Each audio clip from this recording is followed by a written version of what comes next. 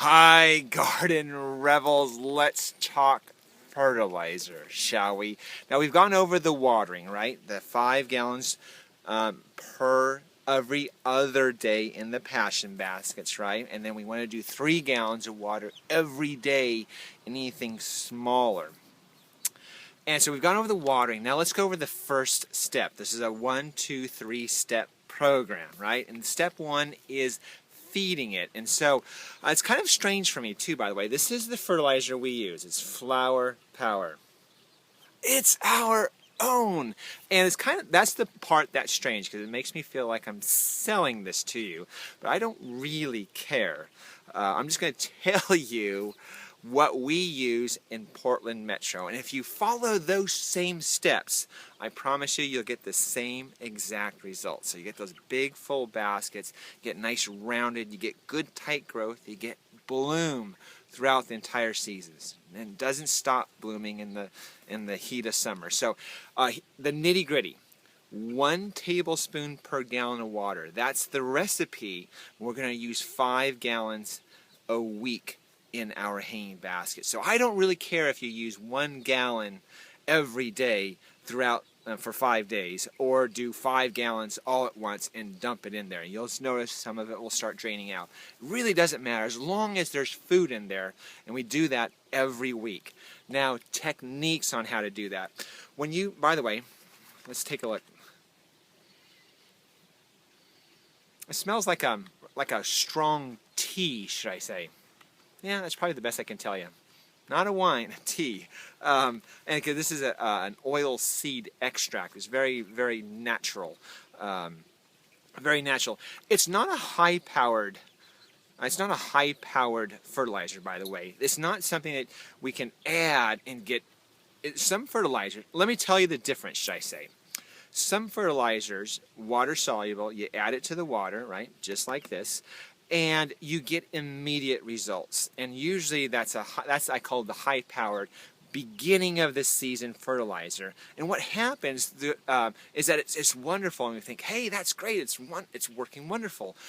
But in the middle to late season, that uptake, that plant taking it up, isn't as great. As a matter of fact, you'll see that in the middle of season oftentimes, using those high-powered fertilizers, that you actually get a little blanching. Let me show you. So take a look at your leaf on there. This is a petunia leaf, and you notice how it's pretty green all the way around. And blanching, you'll get these, you'll get yellowing throughout these, between the veins, should I say, on that leaf. So watch for that middle of the season. Now this fertilizer, takes it up very, very slowly, or takes it up throughout the entire season. So that's the big difference, is that not only do we get beginning of the season, but we get middle and late season. That's the key. Let me show you something else, is that sometimes when you put on that high-powered fertilizer, you get this long growth. So you see how that is? So here's one node, and here's the next node, and we get this big, long, stretching growth, because it's very, very fast. And of course there's other it's not quite that simple. There's other things going on with this, but that's the kind of growth we don't want. Instead, we want now here's another example too, some long elongated growth between the nodes right here and here. You see that? So high-powered fertilizer, what we want really is actually a little bit tighter growth. You see how that is? Nice, tight, lots of leaves. You get that, just a big rounded basket. So 1 tablespoon per gallon of water, and we're going to do 5 gallons in our passion baskets, and we're going to do that once per week. So anything else I needed to add on that?